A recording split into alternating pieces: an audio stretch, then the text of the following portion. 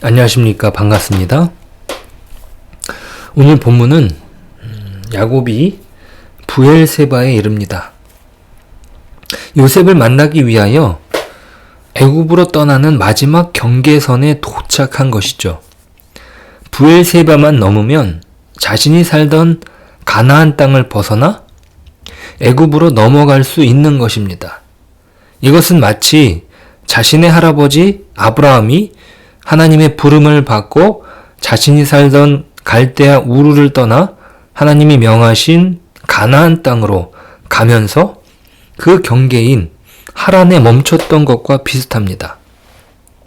갈대아 우르를 떠났지만 갈대아 지역의 그 마지막 경계에 멈췄던 아브라함처럼 야곱도 약속의 땅 가나안을 떠나는 마지막 길목인 브엘세바에서 멈췄던 것입니다. 왜냐하면 그가 요셉을 만나기 위하여 애굽으로 떠나는 길이기 때문이죠. 왜 야곱이 애굽으로 가는 길을 주저하고 있을까요? 애굽으로 가는 길은 당연한 절차 아닙니까? 죽었다가 살아난 아들을 만나는 길이요. 앞으로 5년은 더 기근이 있을 것이라는 예고. 자, 이런 것들은 더욱 길을 재촉해야 합니다. 하지만 야곱이 길을 멈춰선 것은 이 길이 진정 하나님께서 계획하신 일인지 하나님께 여쭈어 보고자 했던 것입니다. 왜냐하면 아브라함도 기근이 들어서 애굽에 거하려고 길을 나선 적이 있습니다. 자, 그곳에서 아내 사라를 누이라 속이고 바로에게 주었다가 하나님의 보호하심을 받았던 곳이 애굽 아닙니까? 자, 오늘 야곱은 특별히 제단을 쌓는데 자신의 아버지 이삭의 하나님께 제물을 드립니다. 1절입니다. 이스라엘이 모든 소유를 이끌고 떠나 브엘세바에 이르러 그의 아버지 이삭의 하나님께 희생 제사를 드리니. 자, 야곱이 자신의 아버지의 하나님 이삭의 하나님께 브엘세바에서 희생 제사를 드립니다. 자, 이것은 이삭이 심한 기근 중에도 애굽으로 내려가지 않고 하나님이 말씀하신 것이 있습니다. 너는 애굽으로 내려가지 말고 내게 이를 땅에 거하라. 그것을 기억하였는지 모르겠습니다. 이삭에게 했던 말이지만요. 자, 이 본문이 창세기 26장에 기록되어 있는데요. 제가 읽어보겠습니다. 26장 1절부터 4절이에요.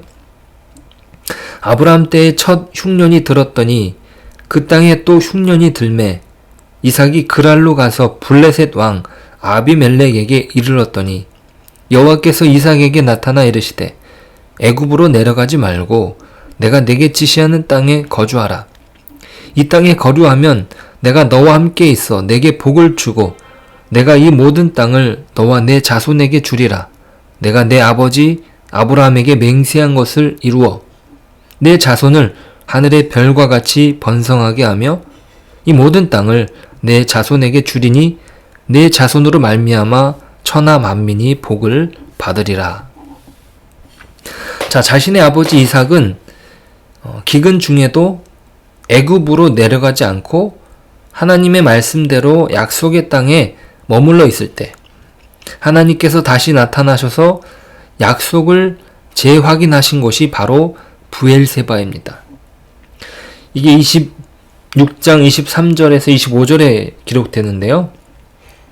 이삭이 거기서부터 브엘세바로 올라갔더니 그 밤에 여호와께서 그에게 나타나 이르시되 너는 내 아버지 아브라함의 하나님이니 두려워하지 말라. 내 종 아브라함을 위하여 내가 너와 함께 있어 내게 복을 주어 내 자손이 번성하게 하리라 하신지라. 이삭이 그곳에 제단을 쌓고 여호와의 이름을 부르며 거기 장막을 쳤더니 이삭의 종들이 거기서도 우물을 팠더라. 자, 지금 야곱은 애굽으로 내려가는 길입니다. 자, 여기에 매우 신중한 가운데 있습니다.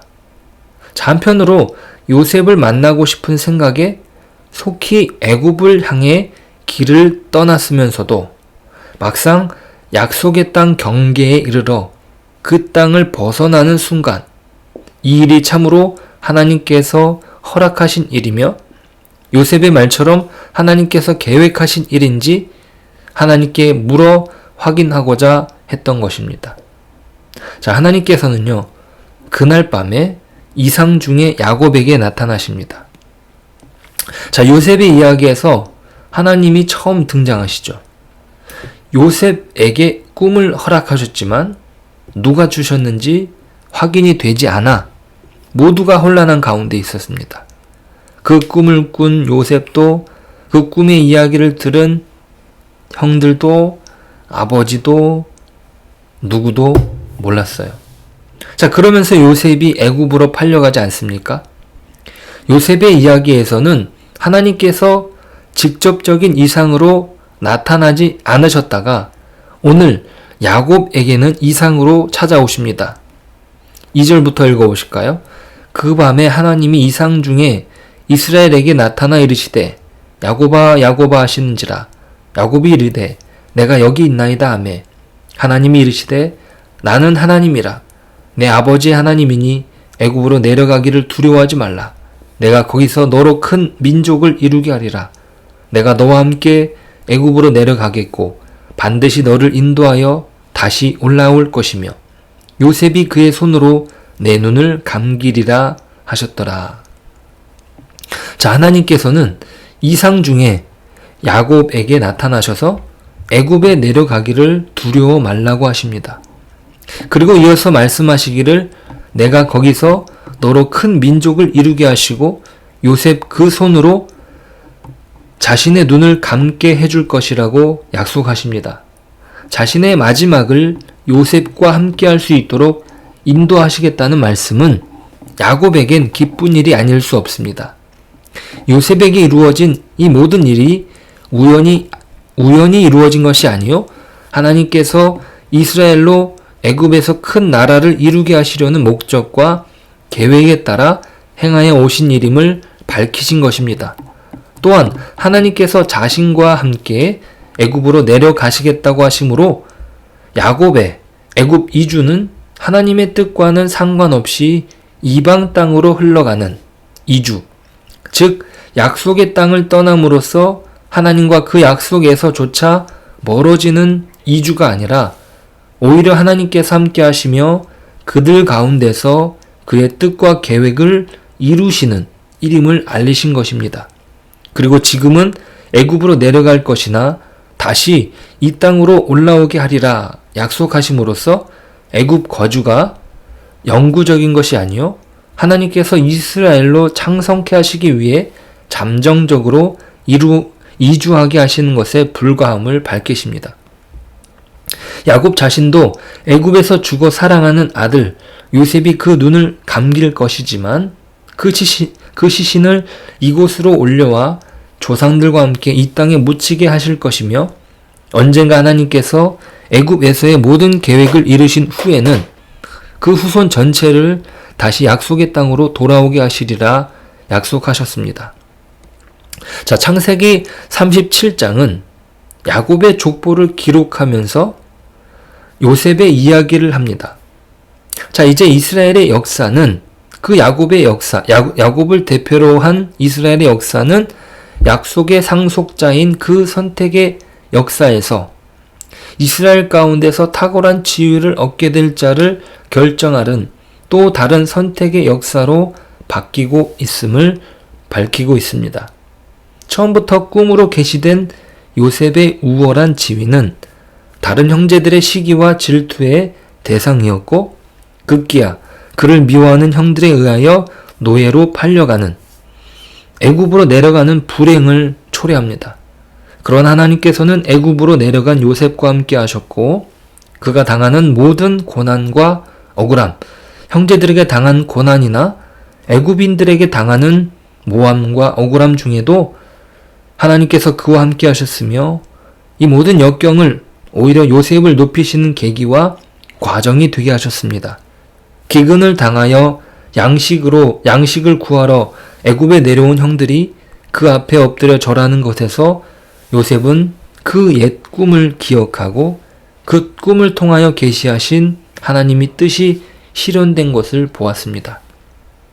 자, 그러나 창세기 46장의 말씀은 요셉이 겪은 일들이 이스라엘 내에서 뛰어난 지위를 얻을 자를 결정하는 특별한 선택의 역사로서의 의미만을 갖는 것이 아니라 그 과정 속에는 더욱 깊고 광범위한 하나님의 뜻과 목적과 계획이 개입되어 있음을 알리십니다.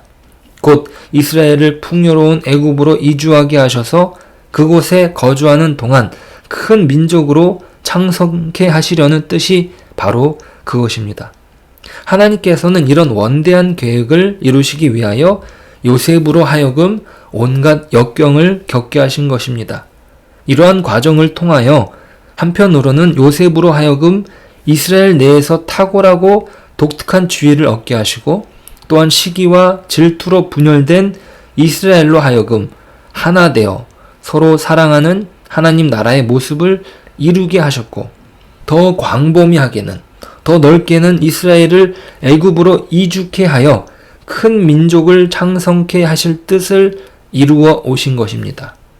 말하자면 요셉의 고난과 영광, 그의 낮아짐과 높아짐은 이스라엘로 하여금 모든 면에서 크고 강한 나라로 창성케 하는 토대가 된 것입니다.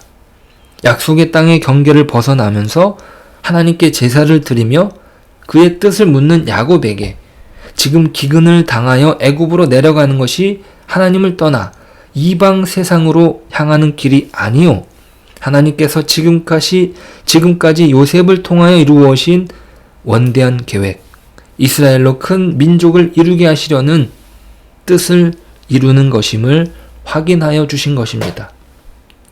자, 오늘날 우리에게는 그러한 하나님 나라의 계획이 무엇을 통하여 확인되었습니까? 요셉의 고난과 영광, 그의 낮아짐과 높아짐으로 이스라엘이 크고 강한 나라로 가는 토대가 된 것처럼 우리에게는 예수님의 죽기까지 치르신 고난과 다시 살아나셔서 보이신 그 부활의 영광이 우리를 하나님의 나라의 백성이요 자녀로 삼으셨던 것입니다. 오늘 그 영광을 야곱이 확인한 것처럼 오늘 하루가 그 확인된 영광 안에서 평안과 사랑과 축복을 이 땅에 흘려보내며 하나님의 사람으로 살아가는 저와 여러분 되시길 축복합니다. 기도하겠습니다. 하나님, 감사합니다. 우리가 확인하는 것은 그 하나님의 놀라운 사랑과 그 희생으로 말미암아 우리를 하나님의 자녀 삼으셨다는 것입니다.